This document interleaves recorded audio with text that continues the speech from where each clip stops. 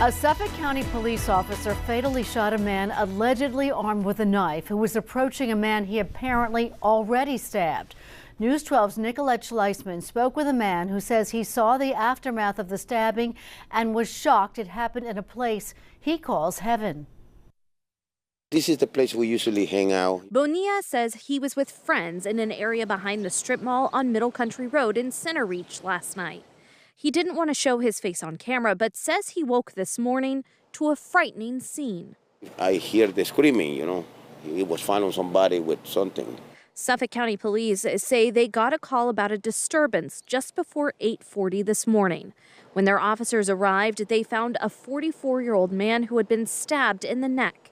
They started helping the victim before rescue crews arrived. All of a sudden, I see somebody coming behind me, and, I saw that he wanted to do something. Officials say as the victim was being treated, the suspect came from a wooded area behind this shopping center with a 10 to 12-inch knife. Suffolk County police say the suspect, identified as 29-year-old Emilson Ordonez Venegas, tried to stab the victim again as he was being treated for his injuries. Officials say one officer pulled out his weapon, fired at Ordonez Venegas, hitting him. He was taken to the hospital where he was pronounced dead. The victim was stabbed in the back of the neck and hand. He's recovering at the hospital. The officers, quick actions, definitely, if not saved his life, saved him from serious physical injury for sure. Bonilla says he couldn't believe what he saw. He knew both the victim and the man with the knife. It's hard to swallow it. In Center Reach, Suffolk County, Nicolette Schleisman, News 12. Police say they don't know yet what led up to that stabbing, but they do say it appears to be just the two involved in the altercation. Officials say homicide and internal affairs are investigating the shooting. Suffolk police say they have also notified the Attorney General's office. The teen accused of being behind the wheel in a deadly high-speed crash that killed Evan Fury and Kylie Armstrong in Toms River is expected in court today. News 12 New Jersey's Naomi Yanni has new details of the chaos in the car moments before that deadly collision. According to police, then 17-year-old Carlos D. Martinez was behind the wheel of the white BMW that careened into the Toyota Camry the couple was driving the night of March 7th. Police say Martinez was driving without a license with a blood alcohol level of 0.08 and clocking in at 118 miles per hour when he ran a red light at the intersection of routes 166 and 37. An affidavit obtained by News 12 documents the sequence of events leading to the crash from when the white BMW was first spotted by police going over the Thomas Mathis Bridge doing 92 miles per hour in a 40 mile per hour zone. The document goes on to say that several times during the pursuit, the driver switched the car lights on and off while speeding up and almost caused several crashes.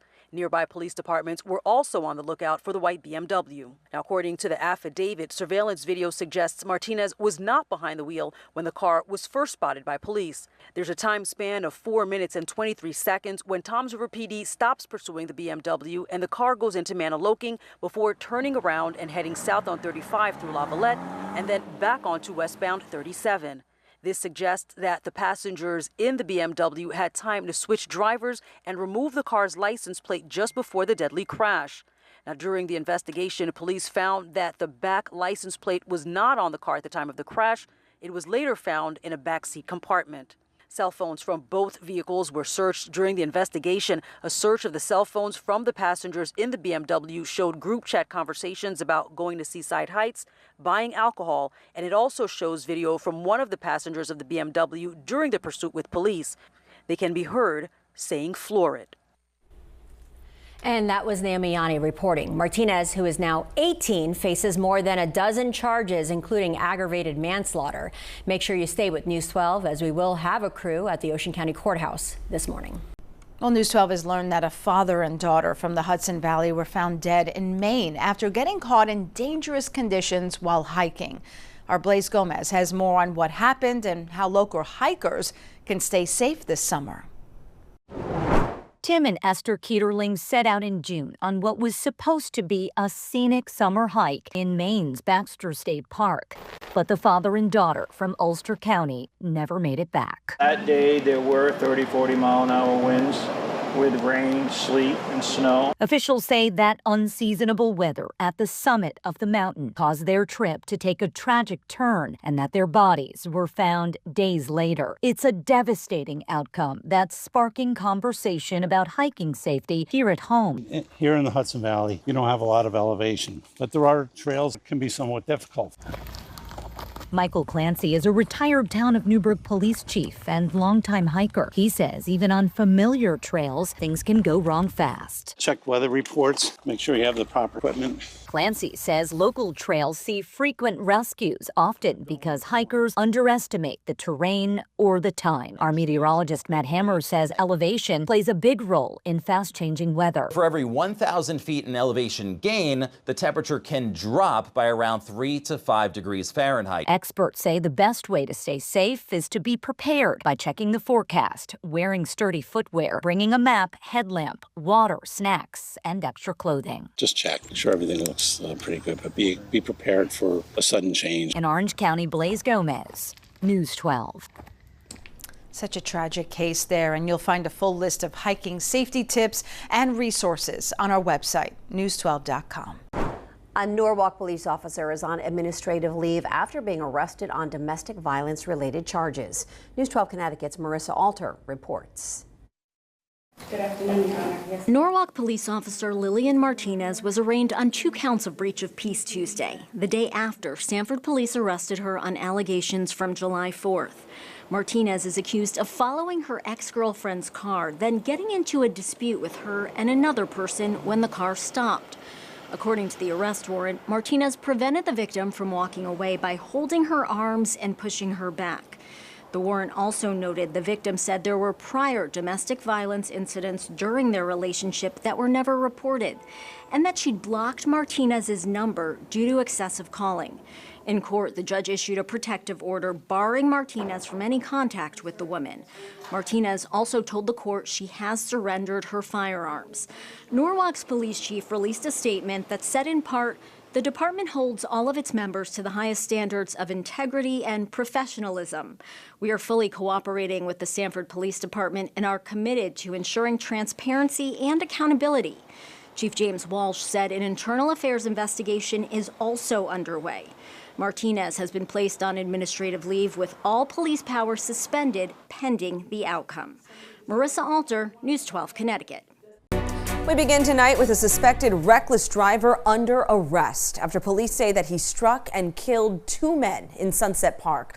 Good evening. Thanks for being with us here on News 12 Brooklyn. I'm Amanda Bossard, and News 12's Daniela Rodriguez has the disturbing surveillance video of this deadly crash.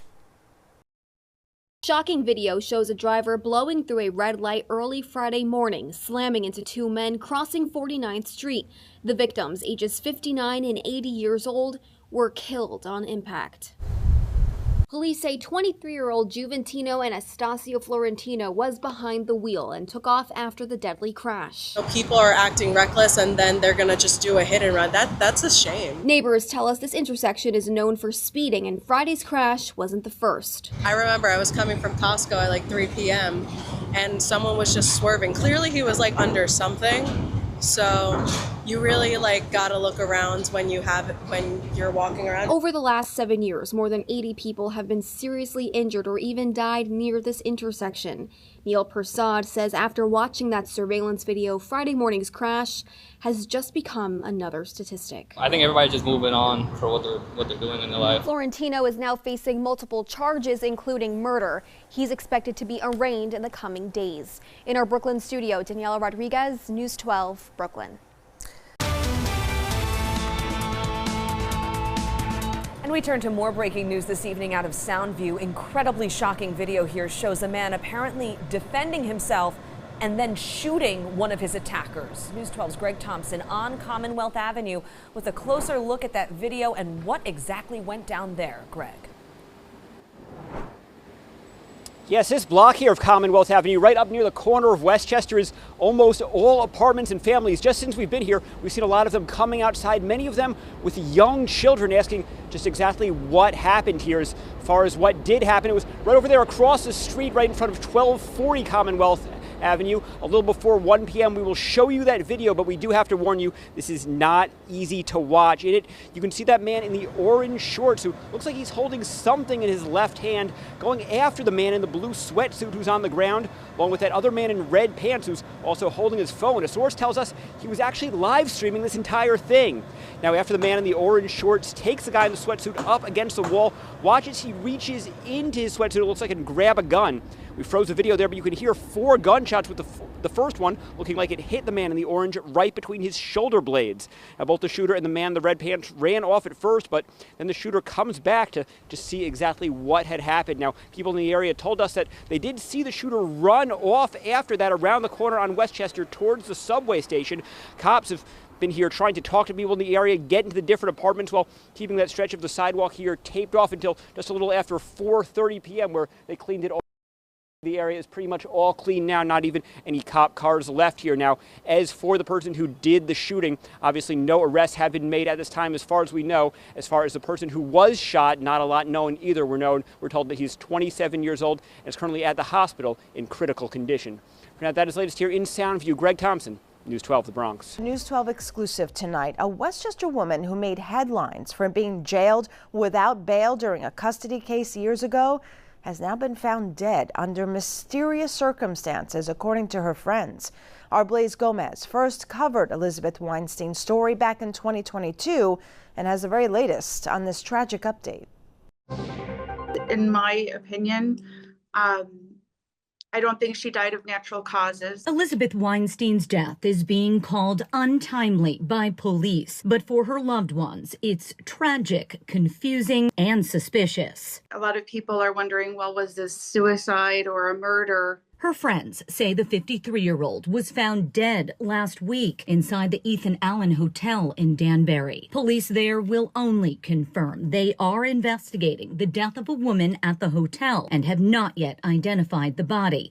Weinstein's loved ones are demanding answers and want to know what happened in her final moments. News 12 first reported on the Briarcliff Manor mother in 2022. This has been hell for me. This is senseless pain. She was jailed without bail for allegedly violating a restraining order in family court, accused of telling her children she loved them.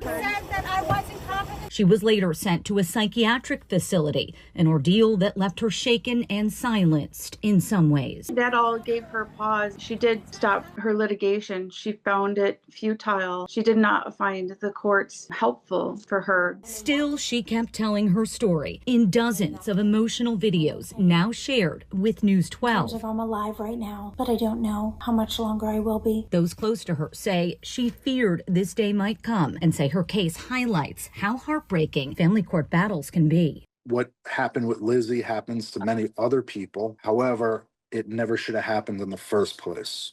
I pray that she's in peace. Blaze Gomez. It's been a wild ride so far. News 12. And the Westchester County DA's office confirms that Weinstein's case was dismissed. Of course, stay with us for the latest developments into her death.